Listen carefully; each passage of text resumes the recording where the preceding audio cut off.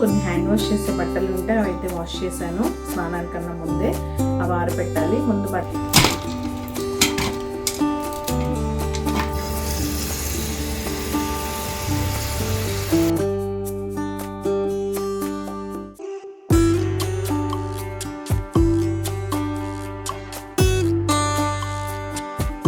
నా లక్ ఇలా కలిసి వస్తుందో నేనే ప్లాన్ చేసుకుంటానో తెలియదు కానీ. హలో అండి, నేను మీ Jyothi. Welcome back to my channel Ritkriti sweet home. ఎలా ఉన్నారు మీ అందరూ? బాగున్నారా? నేను చాలా బాగున్నాను. ఈరోజు మీరు నా Wednesday morning to night routine blog అయితే చూసేస్తారు. అండ్ ఈ బ్లాగ్ చాలా చాలా బాగుంటుంది, ఎందుకంటే బోల్డ్ అన్ని కొత్త కొత్త రెసిపీస్ మీతో షేర్ చేస్తాను.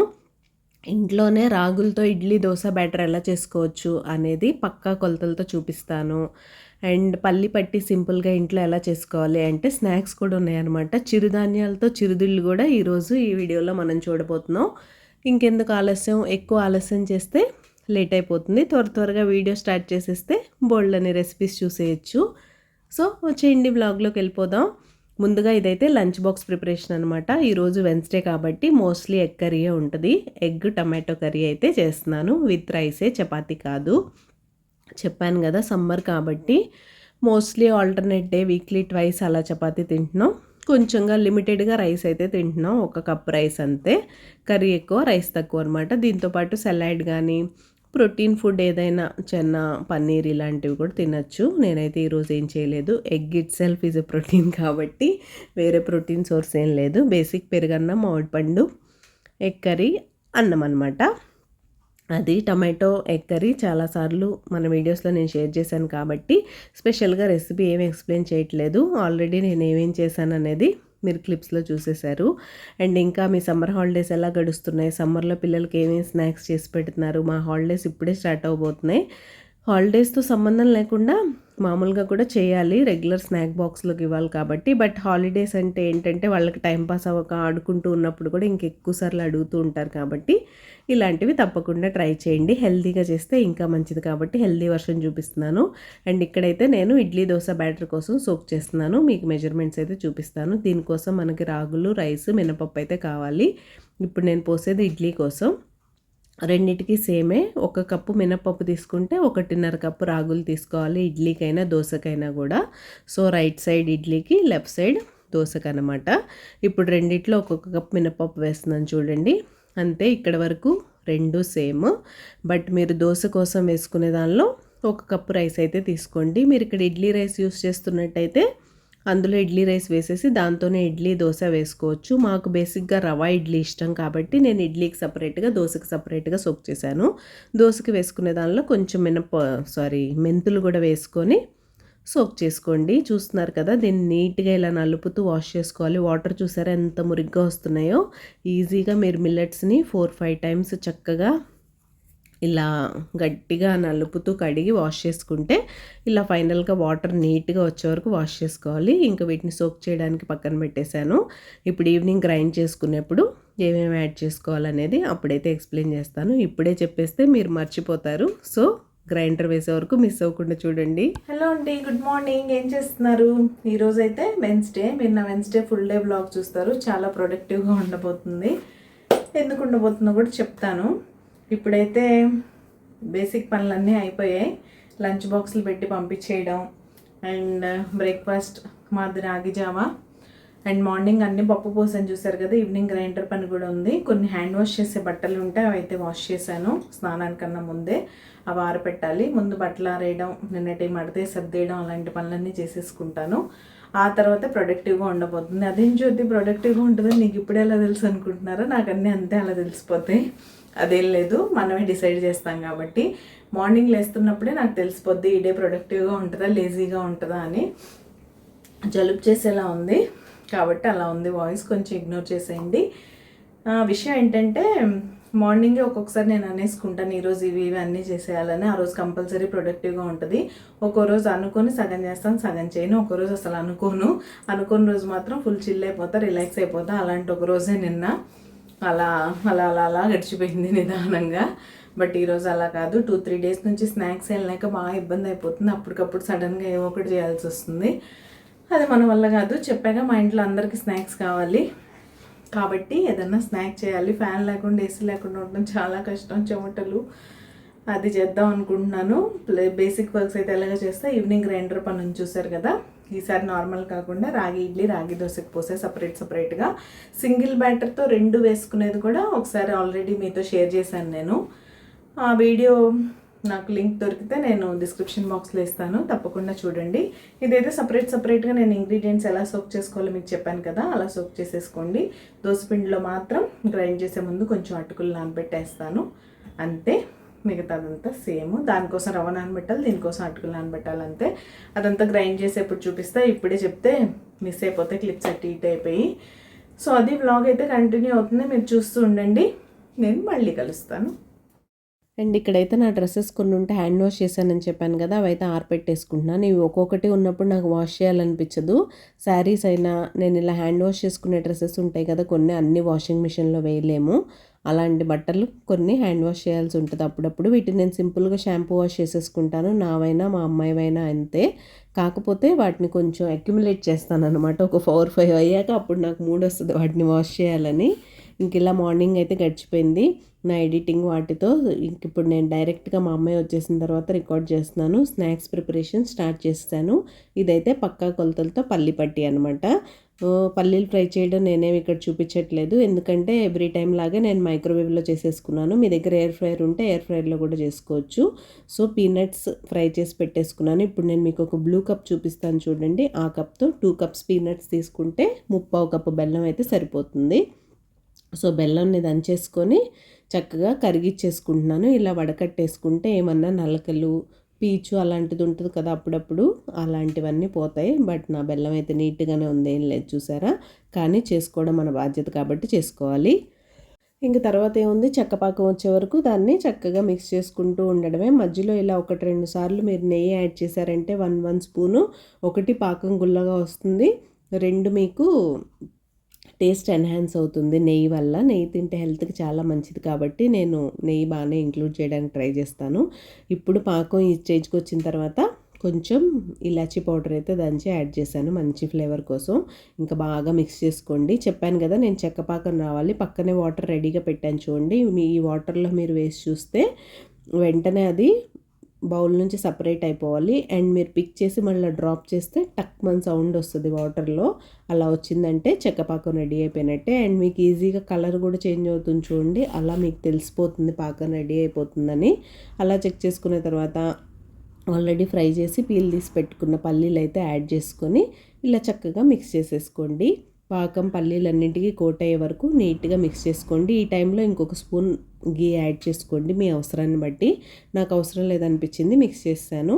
ఇంక ఇప్పుడు ఒక ప్లేట్ తీసుకొని దాన్ని చక్కగా గీతో గ్రీస్ చేసేసుకోండి. మీరు గీతో గ్రీస్ చేసుకోకుండా బటర్ పేపర్ వేసి పెట్టుకొని దానిలో కూడా చేసేసుకోవచ్చు అచ్చులాగా. నాకు ఈ ప్లేటే అలవాటు కాబట్టి మన అలవాటు ప్రకారం అదే ఫ్లోలో చేసేసాను. ఇంక ఇప్పుడు ఈ మిక్స్ అంతా ఆ ప్లేట్ మీదకి తీసేసుకొని ఫస్ట్ స్పాచులాతో నీట్గా స్ప్రెడ్ చేసేస్తాను. తర్వాత ఏదన్నా ఒక చిన్న స్టీల్ బౌల్ కానీ గ్లాస్ కానీ తీసుకొని దాన్ని కొంచెం గీతో గ్రీస్ చేసుకొని ఇలా స్ప్రెడ్ చేసినట్టు చేశారంటే ప్లేట్ అంతా నీట్గా స్ప్రెడ్ అయిపోయి మంచి చెక్కలా రెడీ అవుతుంది. ఈ టైంలోనే మీకు ఒక పర్ఫెక్ట్ షేప్ కావాలి అంటే స్క్వేర్ కానీ డైమండ్స్ కానీ ఏదో ఒక షేప్ మీరు కట్స్ పెట్టేసుకుంటే మీరు బ్రేక్ చేసినప్పుడు ఆ షేప్లో వచ్చేస్తాయి. నేను అలా ఏం చేయలేదు, రౌండ్ షేప్ వదిలేసాను. తర్వాత చిన్న చిన్న పీసెస్ చేసేసి బాక్స్లో పెట్టేస్తాను మా అమ్మాయికి తినడానికి ఈజీగా. హోలా హౌ ఆర్ యు తల్లి? ఫైన్. వేడి ఎలా ఉంది? వేడిలానే ఉంది. కాదు చెప్పు, 5 o'clock అయింది, ఎండ వేడి. ఇట్స్ టూ హాట్ కదా. మరి క్రికెట్ ఎలా ఆడతావు? ఆడాలి. ఓకే, చాలా డేస్ తర్వాత స్కూల్కి వెళ్ళావు కదా తల్లి. ఏంటి కబుర్లో ఫ్రెండ్స్ అందరు నార్మల్గా ఉన్నారు, ఎందుకు రాలేదని అడిగారు నేను చెప్పాను. Okay, you said I was sick. Yeah, స్కూల్లో మాత్రం మజా చేసాయి రోజు. ఓకే సరే, ఇప్పుడు ఇక్కడ వచ్చి ఓకే.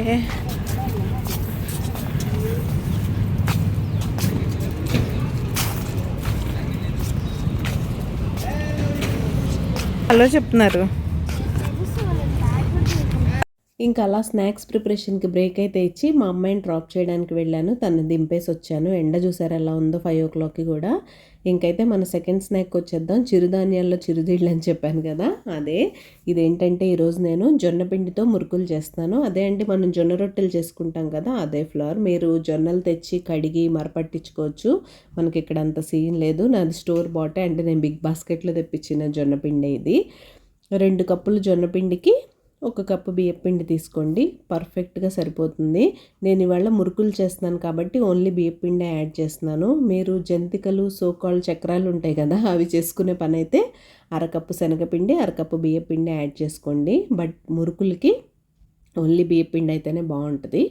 అండ్ ఇందులోకి నేను జీలకర్ర యాడ్ చేస్తున్నాను. మురుకుల్లో ఎప్పుడైనా వాము కన్నా జీలకర్ర యాడ్ చేస్తారు నాకు తెలిసినంత వరకు. మీకు కావాలంటే వాము కూడా యాడ్ చేసుకోవచ్చు. తర్వాత సరిపడా ఉప్పు, కారం కూడా యాడ్ చేశాను. అండ్ ఇవైతే నువ్వులు టేస్ట్ కోసం. ఇవన్నీ బాగా మిక్స్ చేసుకోండి. పొడి పిండిలో ఈ డ్రై స్పైసెస్ అన్నీ కలిసే వరకు బాగా మిక్స్ చేసుకోండి. ఈ గ్యాప్లో నేను నూనె కూడా వేడవడానికి పెట్టాను, ఒక 2 టేబుల్ స్పూన్స్. ఎందుకంటే మన మురుకులు గుల్లగా రావడం కోసం. మీరు ఈ ప్లేస్లో బటర్ కానీ హోమ్ మేడ్ వెన్న ఉంటుంది కదా, అదైనా కూడా మిక్స్ చేసుకోవచ్చు, బాగానే ఉంటుంది. నా దగ్గర 2 అవైలబుల్గా లేవు. బటర్ ఉంది కానీ నాకు వేయడం ఇష్టం లేదు, అది ప్రాసెస్డ్ కాబట్టి. హోమ్ మేడ్ ఫ్రెష్ వెన్న నా దగ్గర లేదు కాబట్టి నూనె వేడి చేసి వేసాను. నేను ఎప్పుడు చక్రాల్లో వేసినట్టే. నూనె వేసినప్పుడు కేర్ఫుల్గా ఉండండి, జాగ్రత్తగా గరిటతో కలుపుకోండి. నేనైతే ఏదో అలా మేనేజ్ చేసేస్తున్నానులేండి. ఇలా నేను మీకు ప్రతిసారి చెప్పినట్టే నూనె వేసినప్పుడు ఇలా మిక్స్ చేసిన తర్వాత మీరు ఇలా ఒక బాల్లా చేస్తే అది అలానే ఉండాలి. ఉంటే మీకు పర్ఫెక్ట్ కన్సిస్టెన్సీ. పక్కా మీ మురుకులు అయితే గుల్లగా వస్తాయి, అందులో డౌటే లేదు. ఇప్పుడు మామూలుగా మనం జొన్న రొట్టె చేసుకునేప్పుడు కూడా జొన్న పిండి హాట్ వాటర్తో కలుపుకుంటాం కదా, ఇది ఎక్కువ డ్రై అయిపోతూ ఉంటుంది. కాబట్టి ఈ చక్రాల పిండి కూడా లూక్ వామ్ వాటర్తో కలుపుకోవాలి. నేను కెటిల్లో వాటర్ పెట్టేసుకొని రెడీగా ఉంచుకున్నాను, వేడి నీళ్ళు. అవి కొంచెం కొంచెంగా వేస్తూ, మీకు మనం మురుకుల పిండి కన్సిస్టెన్సీ తెలుసు కదా, అలా మిక్స్ చేసేసుకోవాలంతే. నేను చెప్తున్నాను, మీరు తప్పకుండా ట్రై చేయండి. పిల్లలకి, పెద్దవాళ్ళకి అందరికీ పెట్టచ్చు. చాలా హెల్తీ అండ్ టేస్టీ కూడా. ఇందులో ఉండే మంచి ఫైబర్ కంటెంట్ వల్ల మీ గట్ హెల్త్కి ఇది చాలా మంచిది.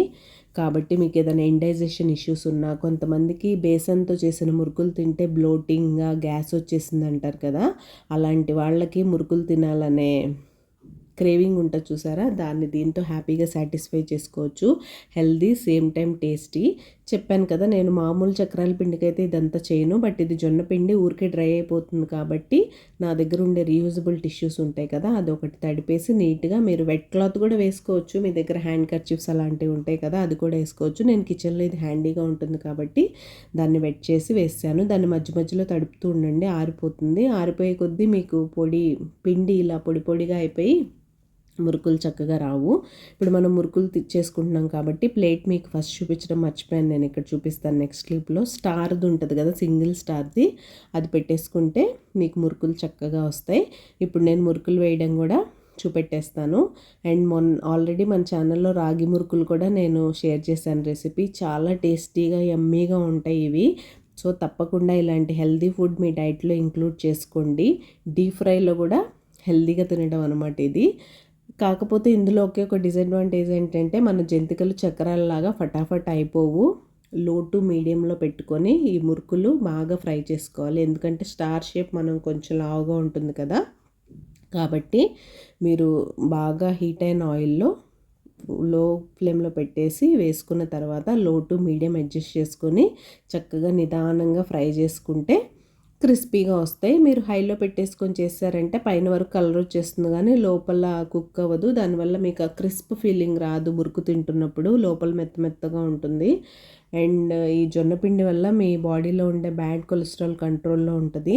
కాబట్టి ఇలాంటి హెల్తీ రెసిపీస్ మనం పిల్లలకి ఇలా చేసి పెట్టేయడం వల్ల మీ పిల్లలకు కానీ ఇంట్లో వాళ్ళకి కానీ ఎవరికి తెలియదు మీరు ఇది జొన్నపిండితో చేశారని. ఇంగ్రీడియంట్స్ తెలిసిన మీకు తప్ప. చెప్పొద్దా అంటే చెప్పడంలో తప్పు లేదు, బట్ హెల్తీలో టేస్టీగా చేసి పెట్టి చెప్పండి, ఏం ప్రాబ్లం లేదు. ఇంకా మీకు నా healthy recipes and easy cooking ఎలా అనిపిస్తుంది, మీకు కనుక నా వీడియోస్ నచ్చుతున్నట్టయితే ప్లీజ్ లైక్ చేసి మీ ఫ్రెండ్స్ అండ్ ఫ్యామిలీకి షేర్ చేయండి. మీ లైక్ నాకు చాలా ఇంపార్టెంట్. మీరు లైక్ చేసి షేర్ చేస్తే మన వీడియోస్కి రీచ్ పెరుగుతుంది. రీచ్ పెరిగితే నాకు ఇలాంటి మరిన్ని వీడియోస్ చేయడానికి బోల్డంత మోటివేషన్ అయితే వస్తుంది. సో తప్పకుండా టైం తీసుకొని ఒక చిన్న లైక్ అయితే ఇచ్చేయండి. ఇక్కడ నేను చూసారా చిన్న చిన్న బ్రేక్ చేసే పని లేకుండా వేస్తున్నప్పుడే చిన్న చిన్న స్టిక్స్లా వేసేస్తున్నాను. ఇవైతే మా అమ్మాయి చూసి భలే ఎగ్జైట్ అయిపోయింది. ఈ స్మాల్ స్టిక్ మురుకు చాలా బాగుంది మా అమ్మ అని. ఈ మురుకులు మీరు విడిగా కవర్ మీద కానీ క్లాత్ మీద కానీ ముందే మురుకు షేప్ వేసేసుకొని కూడా ఫ్రై చేసుకోవచ్చు. నాకు అంత ఓపిక ఉండదు. నేను కలిపే కొంచెం పిండికి ఇలా డైరెక్ట్ వేసేసి తర్వాత బ్రేక్ చేసేస్తాను. షేప్ దేవుని చెప్పండి, బ్రేక్ చేసుకునే కదా తినాలి. సో ఈ హెల్దీ మురుకు ఐడియా మీకు ఎలా అనిపించింది? అండ్ రోటీస్ విషయంలో కూడా మనం వీట్ ఫ్లోర్తో తినే రోటీకి ఇది బెస్ట్ ఆల్టర్నేట్.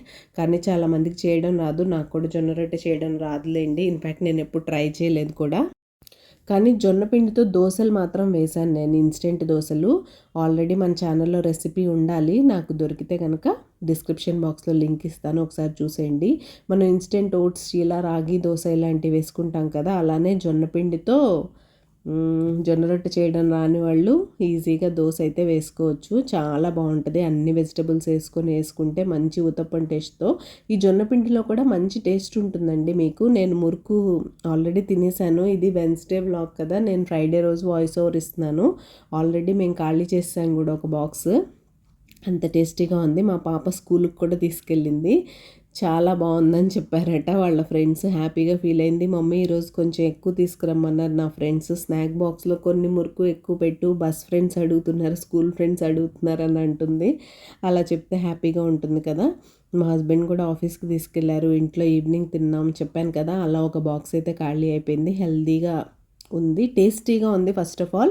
అండ్ నాకు నేను పర్సనల్గా ఫీల్ అవుతున్నాను, మనం శనగపిండితో చేసిన కారపూస కానీ చక్రాలు కానీ తిన్నప్పుడు లోపల ఏ ఫీల్ ఉంటుందో అది మాత్రం లేదు. చాలా లైట్గా ఉంది. మీరు కొంచెం క్వాంటిటీ ఎక్కువ తీసుకున్నా కూడా అదేం చెప్తున్నాను కదా, బ్లోటింగ్ లాగా అనిపించట్లేదు. చాలా లైట్గా బాగుంది. ఎనీ డైజెషన్ ఇష్యూస్ కూడా ఏం లేవు. నేను ట్రై చేశాను కాబట్టి మీరు పక్కా ట్రై చేయొచ్చు.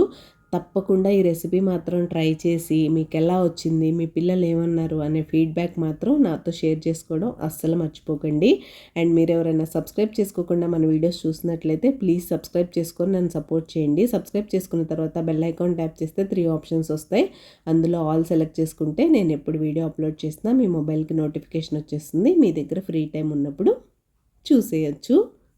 స్టార్ట్ చేసా. హలో, స్నాక్స్ అయితే అవుతున్నాయి. ఇవి కొంచెం ఫ్రై అవ్వడానికి టైం పడుతుంది కదా, లో టు మీడియంలో స్లోగా చేసుకోవాలి కాబట్టి గ్రైండర్ కూడా పెట్టేశాను. 2 పిండిలు వేయాలి కదా. సో ఇప్పుడైతే ఇడ్లీకి వేసేస్తున్నాను. ఫస్ట్ అయ్యాక దోశకు కూడా వేద్దాం.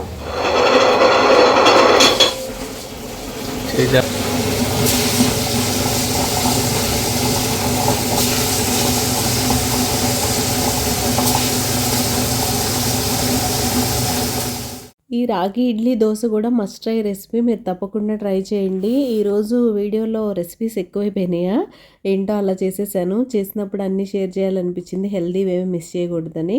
అండ్ ఇడ్లీ పిండి గ్రైండ్ అవుతుంది కదా, ఎప్పుడు నేను రవ్వ ఇప్పుడే నానబెడతాను. మీరు 1.5 కప్ రాగులు, 1 కప్పు మినపప్పు వేశారు కదా, దీనికి 1.5 కప్ ఇడ్లీ రవ్వ వేసుకుంటే రవ్వ ఇడ్లీ పర్ఫెక్ట్గా వస్తాయి.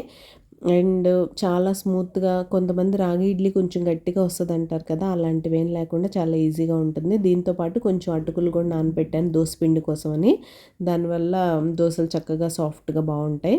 అండ్ ఇక్కడ ఇడ్లీ పిండి అయితే రెడీ అయిపోయింది, నేను తీసేస్తున్నాను కూడా. అండ్ ఈ రాగితో చేసిన ఇడ్లీ దోశ షుగర్ పేషెంట్స్ కూడా ఈజీగా తినచ్చు, ఎందుకంటే వాళ్ళ బ్లడ్ షుగర్ లెవెల్స్ని ఇది కంట్రోల్లో ఉంచుతుంది. అండ్ డైట్లో ఉన్న వాళ్ళు కూడా తినచ్చు. ఇందులో ఉండే ఫైబర్ కంటెంట్ వల్ల ఎక్కువసేపు ఫిల్లింగ్గా ఉంటుంది. అండ్ దీనిలో ఉండే కాల్షియం, ఐరన్ వల్ల నేను ఆల్రెడీ రాగి జావ అప్పుడు కూడా చెప్పాను కదా, ఎవరన్నా యానిమిక్ ఉన్నా, ఐరన్ డెఫిషియన్సీ ఇష్యూస్ ఉన్నా చాలా మంచిది. అండ్ కాల్షియం ఎక్కువ ఉండడం వల్ల ఇందులో మీ బోన్ హెల్త్కి కూడా మంచిది. సో ఇన్ని బెనిఫిట్స్ ఉన్న రాగి మనకు అంత ఈజీగా దొరుకుతున్నప్పుడు రీజనబుల్ రేట్లో తినడానికి ప్రాబ్లం ఏంటి చెప్పండి. సో చక్కగా ఇడ్లీ, దోశ, రాగి జావా అన్నీ చేసుకొని తినండి. ఇంకా మీలో ఎవరన్నా ఇలా నాలాగా రాగి ఇడ్లీ దోశ చేస్తారా? చేస్తే నాతో కామెంట్ సెక్షన్లో కామెంట్ చేసేయండి. మీరు రెసిపీ ఎలా ఫాలో అవుతారు అనేది కూడా నాతో చెప్పేయండి. అది సంగతి. అండ్ ఇక్కడైతే ఇడ్లీ పిండి తీసాను కదా, దానిలో రవ్వ కూడా మిక్స్ చేసి పక్కన పెట్టేశాను. ఇవైతే అటుకులు సోక్ చేసుకున్నవి. అండ్ ఇప్పుడు దోశ పిండికి కూడా నానబెట్టేస్తున్నాను. ఫస్ట్ నుంచి వీడియో ఎవరన్నా స్కిప్ చేసి చూసి ఉంటే నేను దోశ పిండి కోసం 1 కప్పు మినపప్పుకి 1.5 కప్పు రాగులు, 1 కప్పు నార్మల్ బియ్యం అయితే తీసుకున్నాను. మీరు ఇడ్లీ రైస్ తీసుకున్నట్టయితే దాంతోనే ఇడ్లీ దోశ 2 వేసుకోవచ్చు. అండ్ ఇక్కడ అటుకులు కూడా వేసేసి గ్రైండ్ చేయడానికి పెట్టేశాను. గ్రైండర్ అయిపోయింది. ఇంకా ఫైనల్గా ఇదైతే నా ఇడ్లీ బ్యాటర్, దోశ బ్యాటర్ అయితే రెడీ అయిపోయింది. 2-3 డేస్ మాకు హ్యాపీగా తినేయచ్చు. వీక్లీ వన్స్ ఇలా ట్రై చేయండి, తప్పకుండా మీ ఇంట్లో వాళ్ళు లైక్ చేస్తారు.